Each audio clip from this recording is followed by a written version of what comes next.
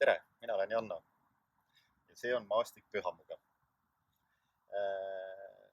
Antud maal valmis mul kusagil jaanuari-veebruari vahel sel aastal, ehk siis enne seda suuremat mäsu, mis meil siin praegu on.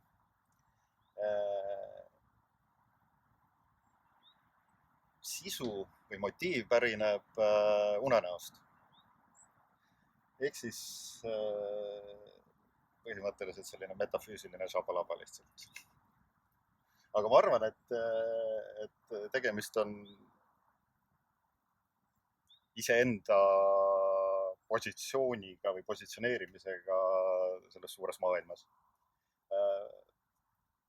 Elemendid on lihtsad, tempel Pühamu, päikeseloojang, maastik.